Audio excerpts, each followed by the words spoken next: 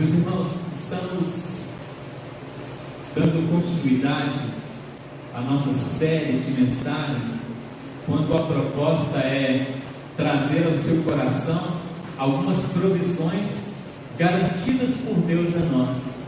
Provisões garantidas.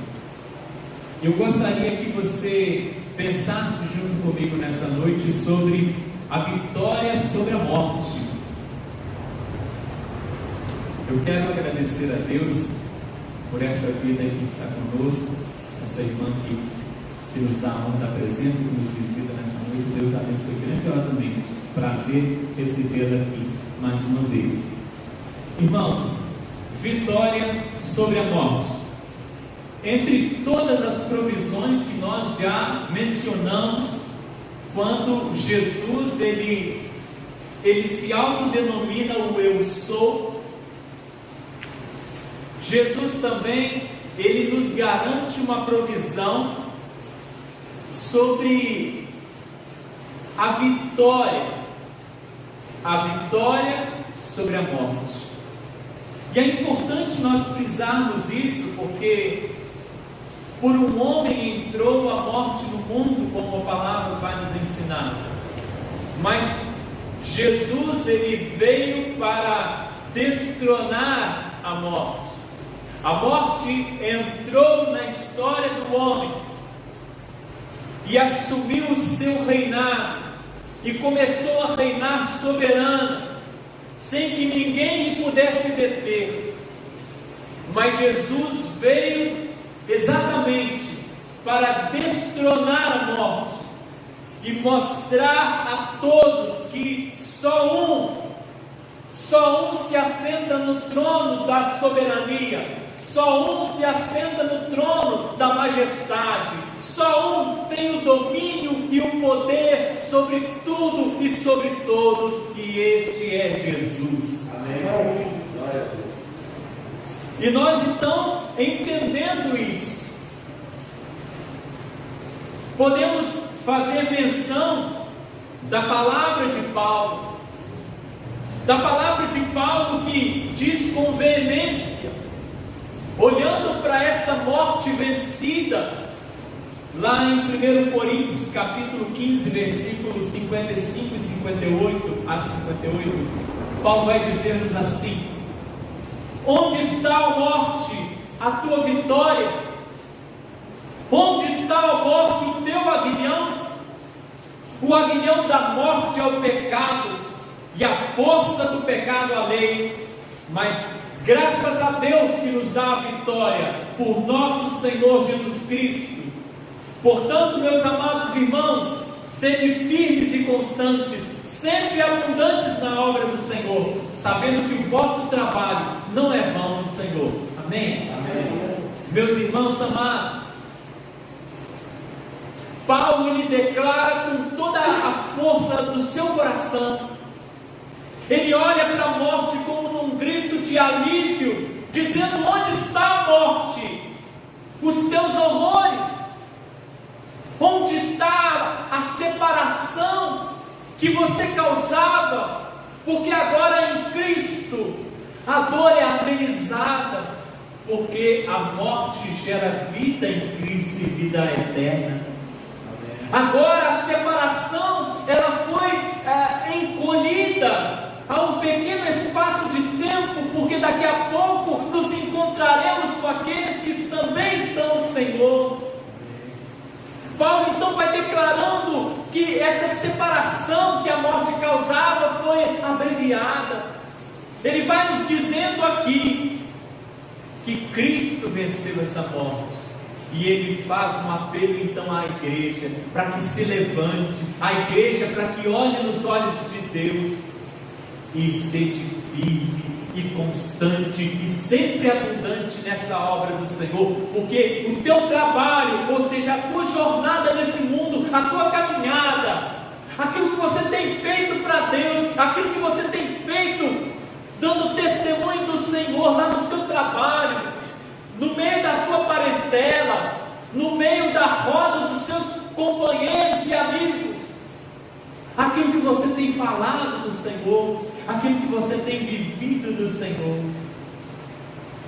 tem feito toda a diferença, tem glorificado o nome de Deus. Então sede firmes, constantes, sempre abundantes nessa obra, sabendo que o vosso trabalho não é vão, Senhor. Amém? Glória a Deus. Então, eu quero ler o texto de João capítulo 11, versículo 25, que é o nosso texto onde Jesus ele afirma mais uma vez, dizendo: eu sou.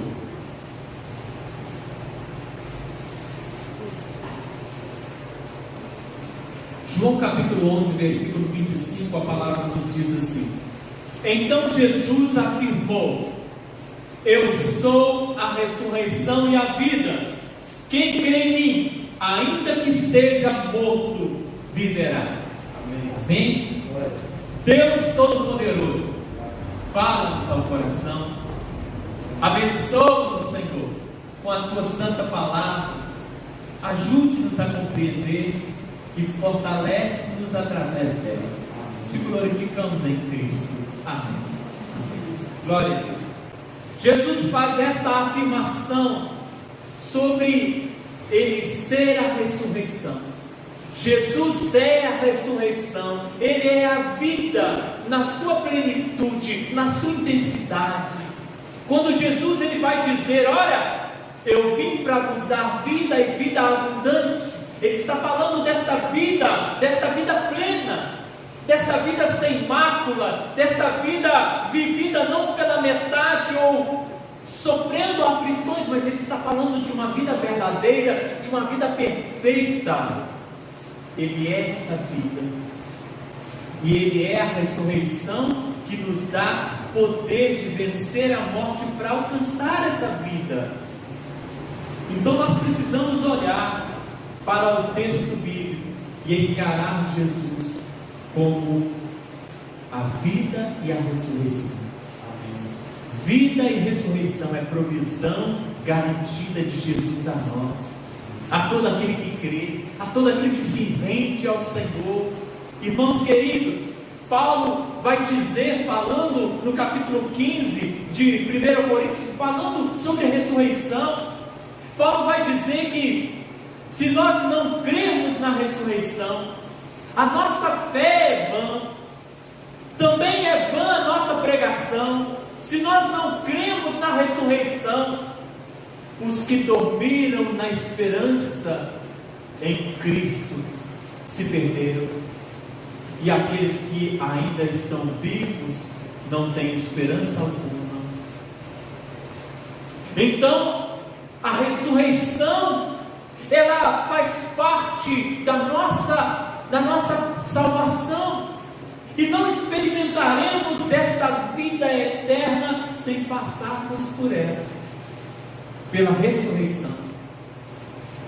A ressurreição, ela vai trabalhar coisas poderosas, poderosíssimas em nós aqui enquanto vivos, mas ela também, ela se desenvolve na eternidade, no pós-túmulo.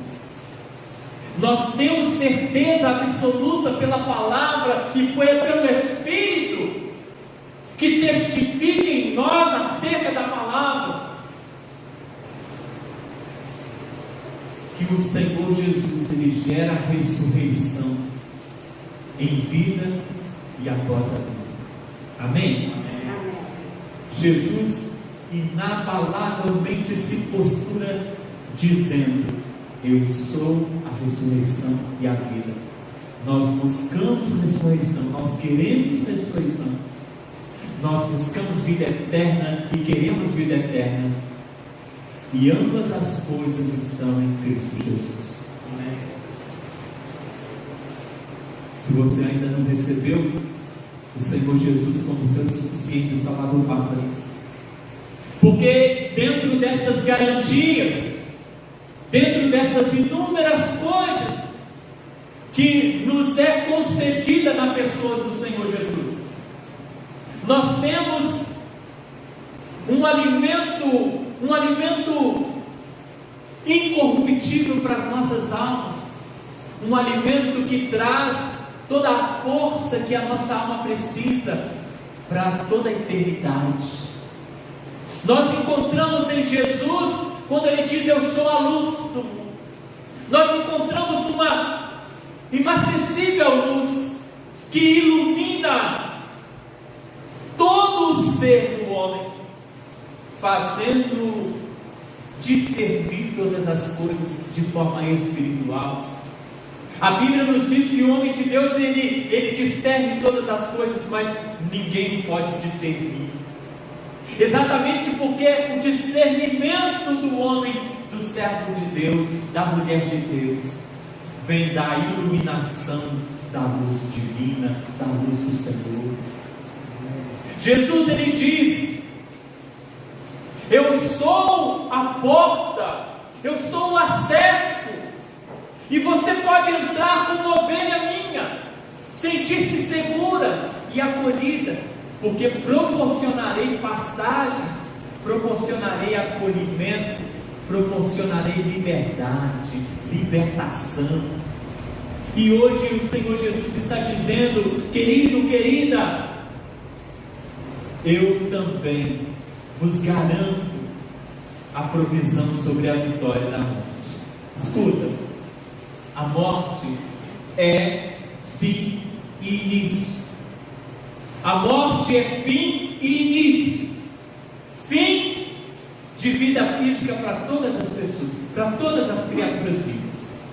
Como diz Salomão em Eclesiastes capítulo 3, versículo 20, ele diz assim: todos vão para um lugar, todos foram feitos do pó, e todos voltarão ao pó. Salomão está dizendo que a sepultura nivela todas as criaturas, e falando do ser humano, a sepultura nivela todos os homens. A sepultura nivela aquele que na sua arrogância se enxerga maior do que o seu próximo. Essa arrogância perece com ele. A sepultura nivela aquele que se enxerga com inferioridade, recebendo e aceitando o engano da inferioridade, porque você não é menor do que ninguém, porque o Cristo que morreu por você e por todos os demais. Você tem o mesmo valor para Deus. O amor com que Ele te amou foi o mesmo com que Ele amou o teu próximo. Então não permita que o sentimento de inferioridade invada o teu coração, que você se diminua, porque Deus te engrandeceu quando Ele te amou e deu o seu próprio Filho por você. Escuta mais: a sepultura também é o fim de toda a produção humana, quer seja bom ou quer seja mal. Tudo aquilo que o homem produziu, positivamente ou negativamente, perece com ele.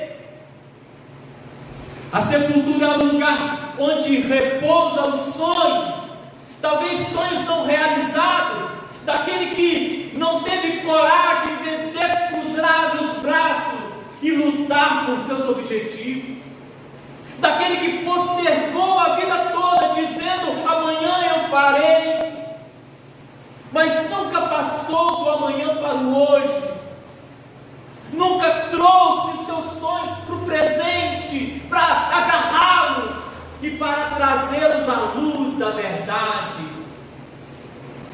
A sepultura sela o destino do homem também na questão espiritual.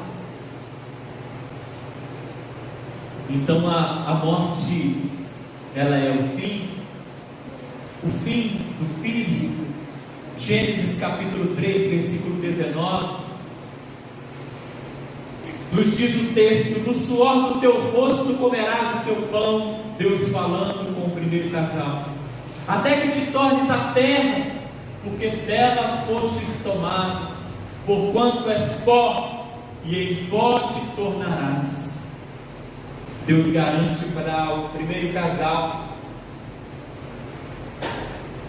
que eles voltariam à essência a essência primária, foram feitos do pó, modelados pelas mãos do Senhor, mas para o pó retornarão, e assim é a história da humanidade. Mas a morte para quem está em Cristo também é um fim. A morte para quem está em Cristo é um fim, o fim das aflições e o início do descanso. Aleluia! Uma expressão muito utilizada por muitas pessoas. Geralmente quando alguém está sofrendo já há algum tempo, sendo afligida talvez pela enfermidade, e a pessoa vem a óbito, há uma expressão muito comum de se ouvir: descansou, fulano descansou. E eu quero que você entenda isso. Se você tem o Senhor Jesus, que você pode crer que este fim físico é descanso, porque sela o fim das aflições terrenas, mas dá início ao descanso, ao gozo, à paz, à plenitude de alegria na presença perfeita do Deus vivo. Apocalipse capítulo 14, versículo 13, o Senhor nos diz, como uma trombeta soando altamente ao nosso ouvido, ao nosso coração, Ele diz: e ouvi uma voz do céu que me dizia: escreve, bem-aventurados os mortos, que desde agora morrem no Senhor. Sim, diz o Espírito, para que descansem dos seus trabalhos e as suas obras os sigam. Descansem. Colham os frutos que plantaram, as lágrimas que derramaram, as escolhas que fizeram, mesmo um dia escolhendo contra a própria vontade, mesmo escolhendo contra a própria carne, mesmo escolhendo contra o próprio desejo, mas escolheram servir o Senhor, e agora colherão as bem-aventuranças do céu,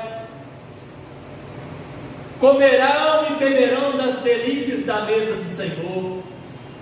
Oh, meus irmãos, como nós precisamos buscar em Jesus esta vitória, porque tudo isso vem pela ressurreição e pela vida que Ele nos dá. Amém.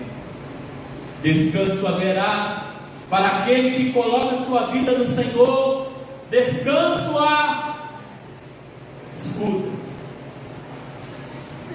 o apóstolo Paulo ele fala que a aflição real desse mundo não se compara com aquilo que vai ser revelado a nós. O apóstolo Paulo ele diz para nós: olha, vale a pena, investe tua vida no reino do Senhor, coloca a tua vida no altar, se derrama aos pés do Senhor, louva esse Deus todo o tempo da sua história. Ele vai dizer, Romanos capítulo 8, versículo 18, porque para mim, ele fala certificando no seu próprio coração, para mim, eu não posso falar pelo irmão nem pela irmã, mas você tem que dizer como Paulo disse, eu tenho que dizer como Paulo disse, tenho por certo que para mim, garante aí para você, diga também no seu coração, para mim também, porque para mim, tenho por certo que as aflições deste tempo presente não são para comparar com a glória que em nós há de ser revelada. Amém? Graças a Deus. A morte física para quem crê em Jesus inaugura o fim das aflições terrenas e o início do descanso eterno nos braços maravilhosos do Senhor. Graças a Deus. Jesus então testifica ao teu coração nesta noite: eu sou a ressurreição e a vida. Escuta isso. Ele, terminando esse versículo, ele vai dizer: quem crê em mim, ainda que esteja morto, viverá. Jesus está dizendo. Então a morte também é o fim da oportunidade de salvação e início da condenação para todo o negligente. Porque Jesus está dizendo: quem crê em mim, ainda que esteja morto, viverá. O oposto dessa afirmativa de Jesus é perfeitamente correta. É perfeitamente correta. Então nós precisamos observar que a morte é o fim de oportunidade de salvação. Então precisamos acelerar o processo de falar do Senhor, acelerar o processo de evangelização dos povos, porque os povos precisam conhecer o Senhor. Não há meios para escapar da condenação.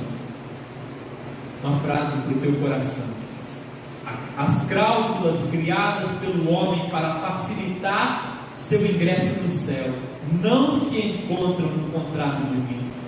Ainda que o homem invente meios para entrar no céu, ele é barrado pela sua falibilidade, ele é barrado pelo seu demérito. Ele não tem em si mesmo os meios de abrir a porta, porque ele precisa passar pela porta. Só tem um acesso, e a Bíblia nos garante que aquele que não vai por Jesus não chega ao Pai. Disse-lhe Jesus: eu sou o caminho, a verdade e a vida, e ninguém vai ao Pai senão por mim. Então precisa dessa vida, precisa dessa ressurreição, precisa dessa porta, precisa dessa luz, precisa deste pão. Por isso Jesus ele diz: eu sou.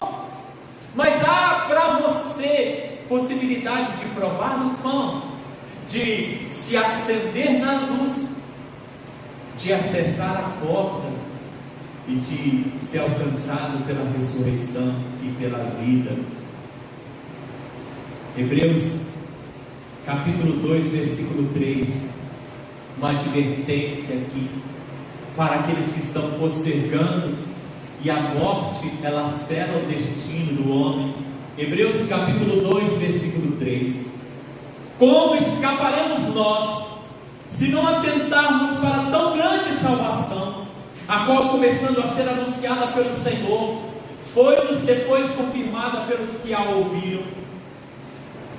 O escritor de Hebreus declara abertamente: como nós escaparemos se não atentarmos para esta tão grande salvação que nos é dada gratuitamente pelo sacrifício de Cristo na cruz do madeiro? Como escaparemos se não atentarmos para tão grande salvação, que começou a ser direcionada, trazida, anunciada pelo próprio Deus, pelo próprio Senhor, e por todos aqueles que o representam aqui, estão pregando essa mesma palavra, falando dessa mesma verdade. Como escaparemos se negligenciarmos a isso, a verdade da palavra? Uma outra frase para o teu coração: quando uma ordem vem do céu, o homem pode se empenhar no seu máximo, mas não conseguirá burlar a vontade do regente eterno. Quando a ordem vem do céu, então o homem ele pode tentar de todas as formas um meio para alcançar salvação, que não existe, porque a lei de Deus ela não é como a lei do homem, que nas entrelinhas, nas letras miúdas, sempre há uma brecha para se burlar, para abonar aquele que frauda, aquele que se corrompe. Mas na lei de Deus não. Aquilo que Ele determinou foi, e sempre será o mesmo, porque em Deus não há mudança nem sombra de variação. Aleluia. Hebreus capítulo 9, versículo 27, a palavra do Senhor nos diz: como aos homens está ordenado morrerem uma vez, vindo depois disso o juízo.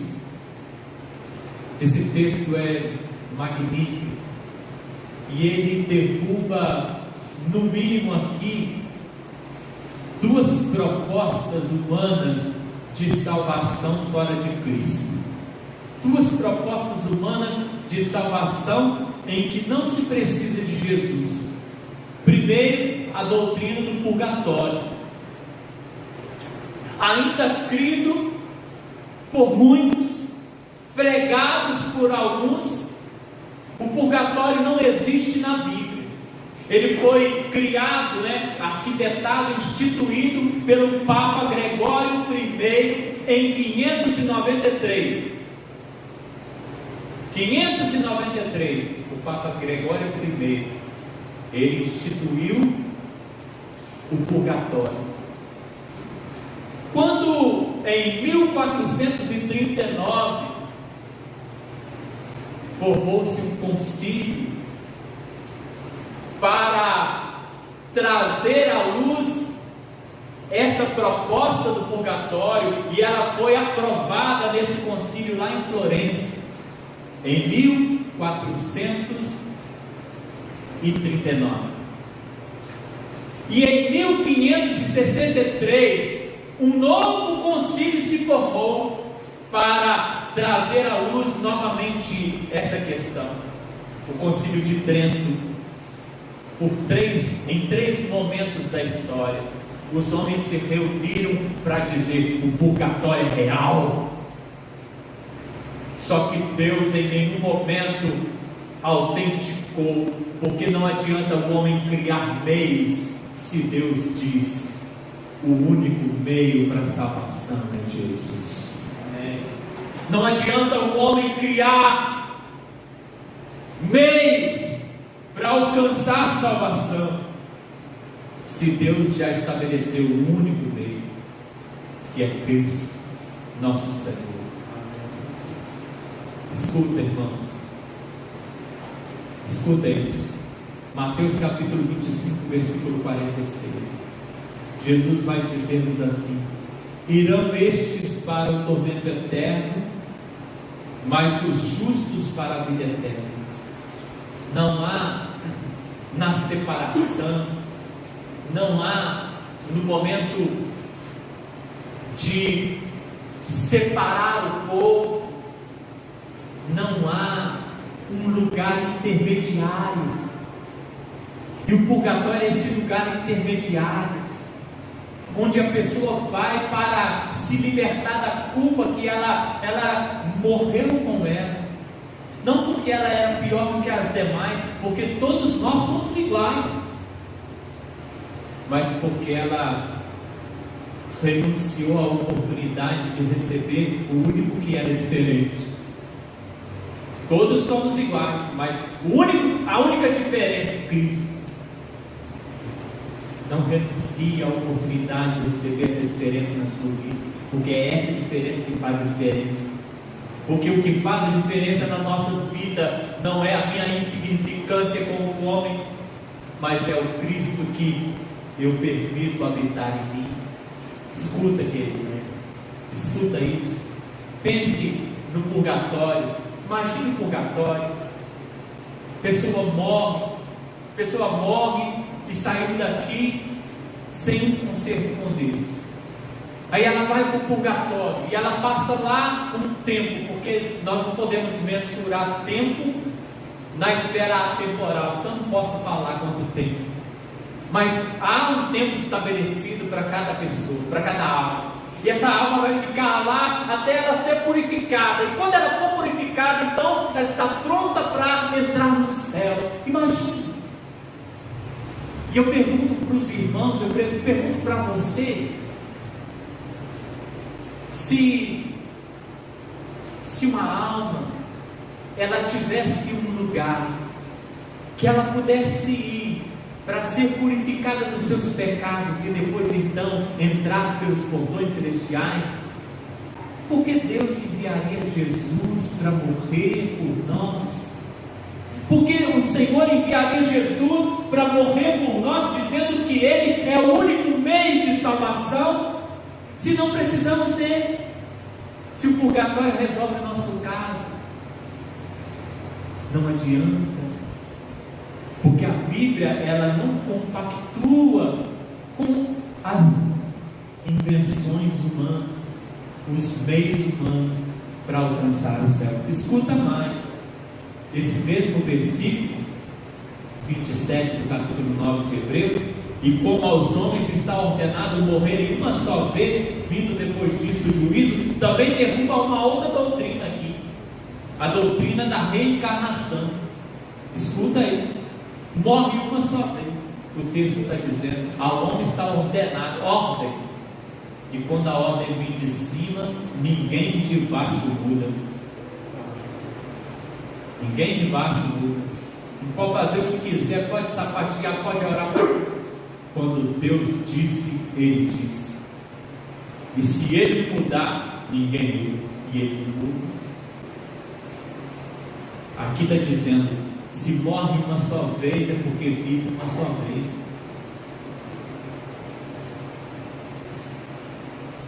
Então não tem reencarnação.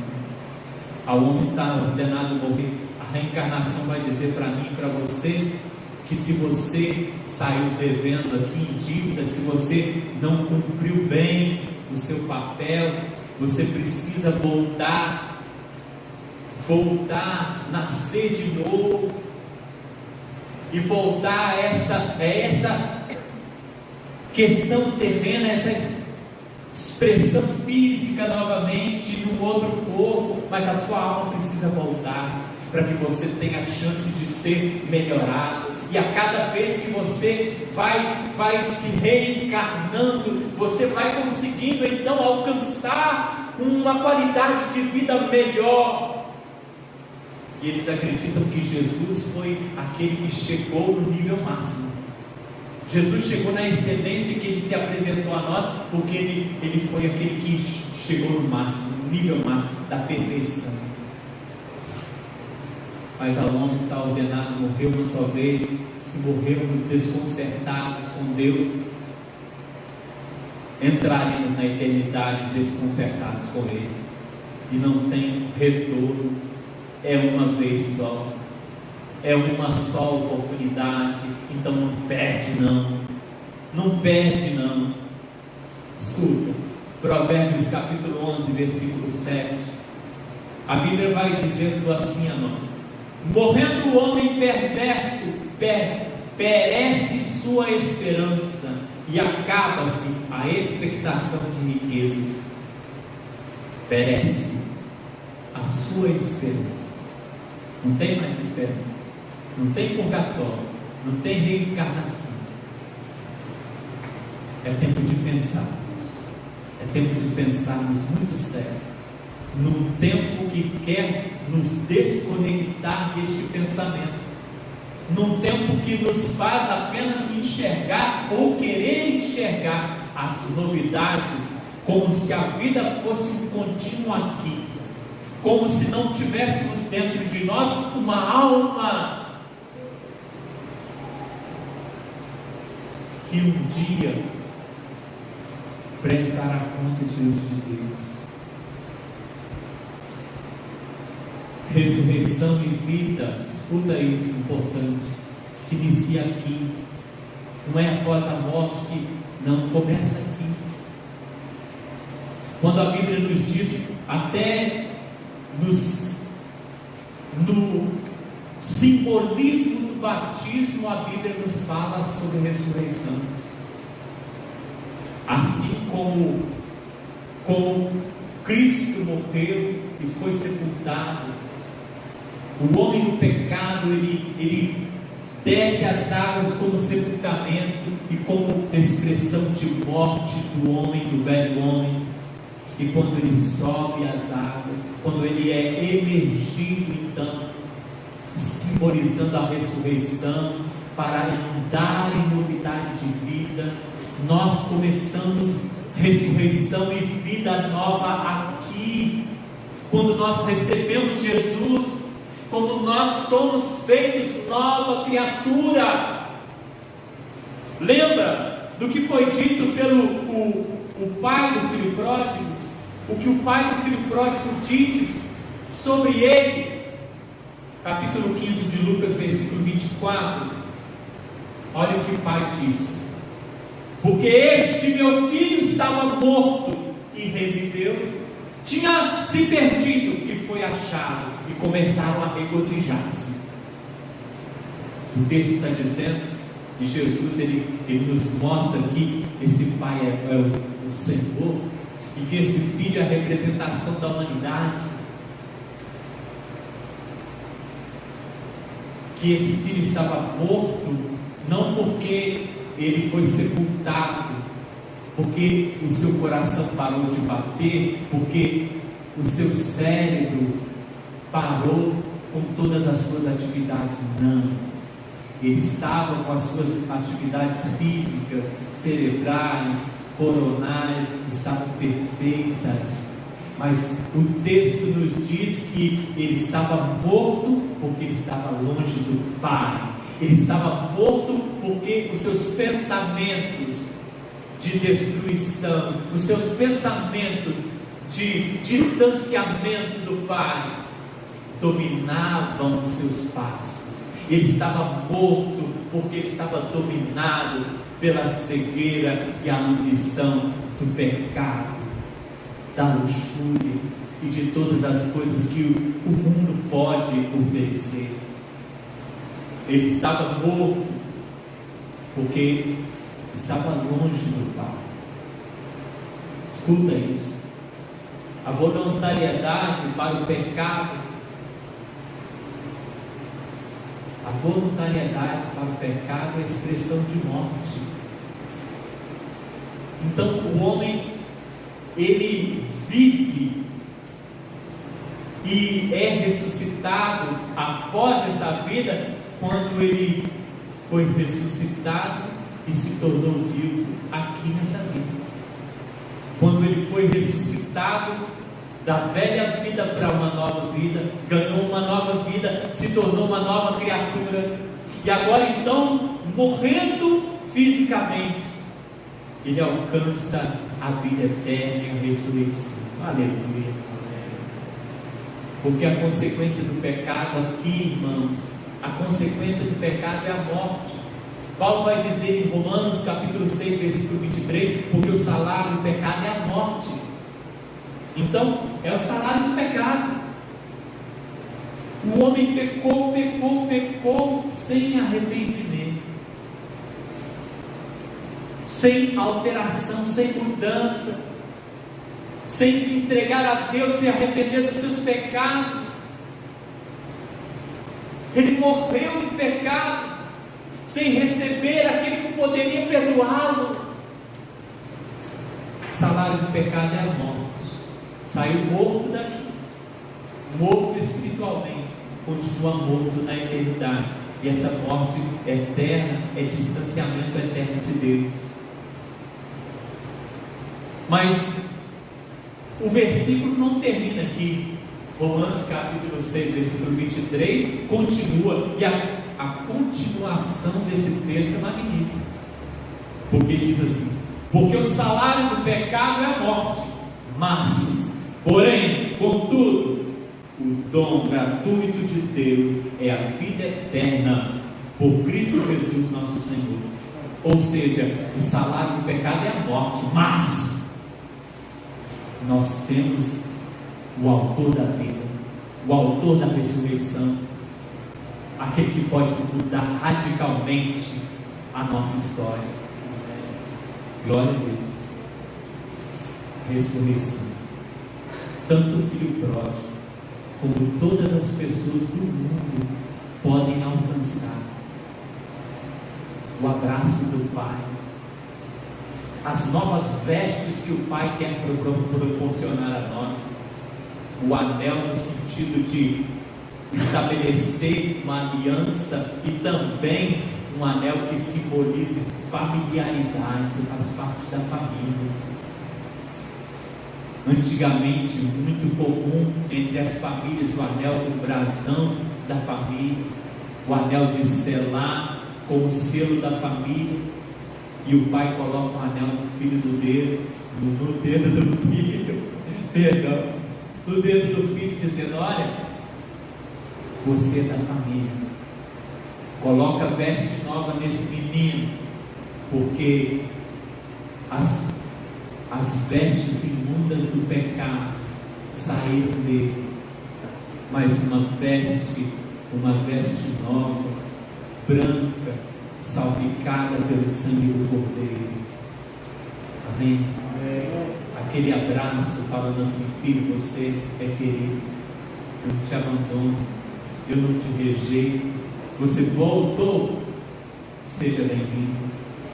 Todos nós podemos, todos nós sem exceção. Deus não está escolhendo as pessoas dizendo: você faz, você fica. Não, Deus não faz isso. A Bíblia nos garante, está escrito na palavra: para com Deus não há acepção de pessoas. Precisamos então receber. Mas escuta isso, ainda quero deixar 3 versículos para o seu coração e vou fechar aqui. Amém? Paulo vai falar aos irmãos da igreja de Éfeso, afirmando o seguinte, capítulo 2, versículo 1: Ele vos deu vida quando estáveis mortos pelos vossos delitos e pecados. Paulo está falando à igreja aqui: meus irmãos, vocês antes de Jesus estavam mortos nos seus delitos e nos seus pecados. Pecado é morte. Mas uma vez que vocês receberam Jesus, Ele vos deu vida, e essa morte passou. E aí ele vai, no mesmo capítulo, versículo 12 e 13, ele vai dizer assim, que naquele tempo, antes de Cristo, ele vai dizer, ó, naquele tempo estáveis sem Cristo, separados da comunidade de Israel, e estranho às alianças da promessa, não fazia parte da promessa, não tendo esperança, porque nenhuma criação e invenção do homem produz esperança para o homem, porque de Deus não vem a confirmação. Estava sem esperança, sem Deus no mundo, mas, porém, contudo, mas agora em Cristo Jesus, vós que antes estáveis longe, já pelo sangue de Cristo chegaste perto. Posso ouvir um amém bem alto? Amém. Glória a Deus. Amém. Estávamos longe, mas esse Cristo, que é ressurreição e vida, nos ressuscitou da morte do pecado para uma vida nova. Igreja, levanta a cabeça. Igreja, levanta-te e resplandece, porque essa é a vontade de Deus para contigo. Entrega a tua vida nas mãos do Senhor. Coloca-te aos cuidados desse Deus, porque a nossa existência é finita, é rápida. Parece que não. Há alguns anos atrás, eu não me emocionava com histórias que retratavam a passagem do tempo. Não falava nada comigo. Porque quando se é jovem, não se importa com isso. Você vê histórias de pessoas, talvez mais, pessoas idosas, história de final da vida, aquilo não te comove, exatamente porque você não mensura essa coisa para você. Você age como se você fosse ser adolescente para sempre, jovem para sempre, mas quando o seu cabelo começa a branquear, não fala nada não. Você começa a ouvir as histórias e aquilo começa a mexer com o seu íntimo. eu começo a assistir até um desenho. Como fala? Já viu aquele Altas Aventuras? Nossa, como que aquele filme mexe comigo e como eu sinto, como me aperta o peito, porque é exatamente aquela caminhada daquele casal bonito que se ama e que agora o tempo passou, a esposa faleceu, ele ficou sozinho. Oh Deus, como a vida passa rápido e como é real, e como nós precisamos aproveitar essa verdade de vida enquanto temos, como nós precisamos valorizar coisas pequenas. Hoje o abraço, o aperto de mão está sendo tão requerido, tão desejado, tão sonhado, mas outrora tão rejeitado, tão deixado de lado. Aproveitemos para expressar amor, para viver amor, e principalmente no amor de Deus. Amém? Escuta isso, terminando aqui, findando a palavra. Escuta. Olhando para essa palavra, essa palavra ela pode se concluir na nossa vida. Essas garantias podem ser nossas. Só que tudo isso que nós já falamos aqui, desse eu sou de Cristo, passa pelo crivo do livre-arbítrio, passa pelo crivo da minha vontade. Então, você precisa receber, e você pode receber a garantia de todas essas provisões que vem de Cristo para você, mas passa pelo crivo do seu aceitar, do seu receber, do seu se entregar, passa pelo crivo do seu livre-arbítrio, ou seja, da sua liberdade de dizer sim e acolhê-las, da sua liberdade de dizer não e rejeitá-las. E eu finalizo com uma estrofe e um estribilho de um hino do cantor cristão para não faltar. O hino de número 259, esse é muito conhecido. Já 2 quarta-feiras que eu canto o hino aqui, o povo fala que não sabe. Esse daqui não tem jeito não. A última hora, 259. Amém? Tem não? Eu coloquei não? Coloquei não, foi mal. Mas vamos lá. Diz assim, vou narrar. Ao findar o labor dessa vida, quando a morte ao teu lado chegar, que destino há de ter tua alma? Qual será no futuro teu lar?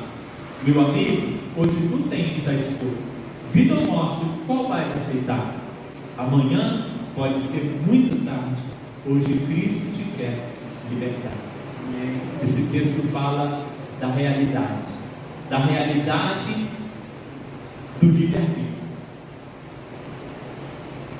Vamos cantar esse pedacinho? Ao findar o labor dessa vida, quando a morte ao teu lado chegar, que destino há de ter a tua alma? Qual será no futuro teu lar? Meu amigo,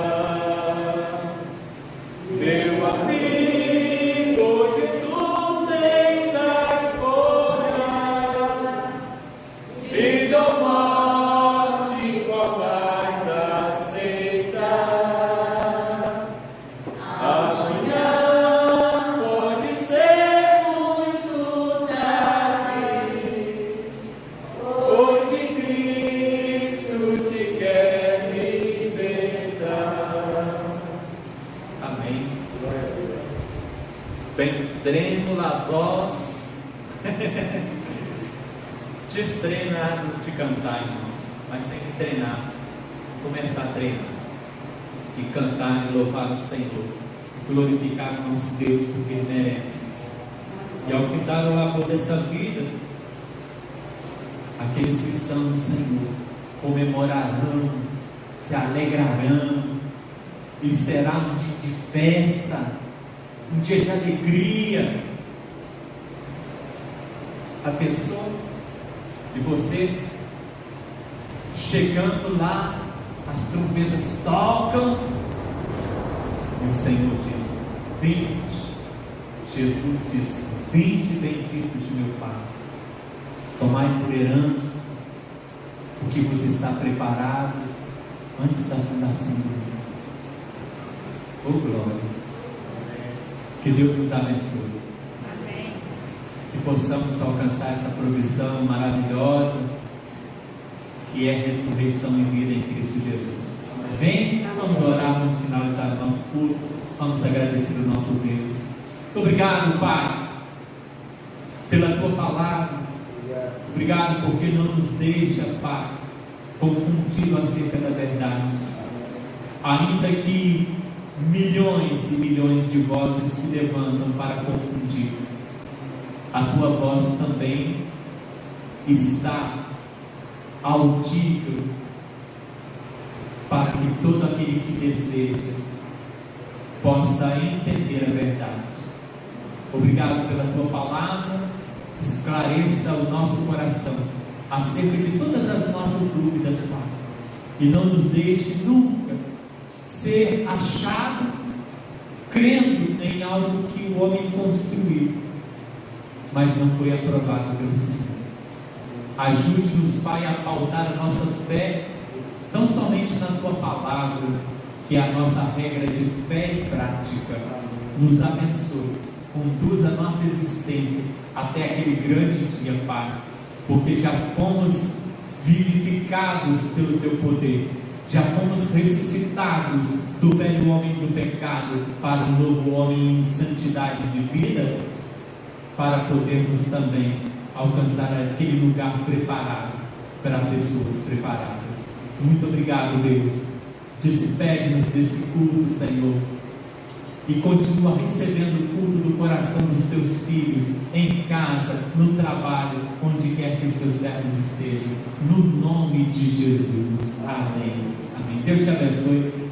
Uma ótima noite para você, uma semana muito rica. A todos que estão em casa, um beijo no seu coração também. Deus te abençoe.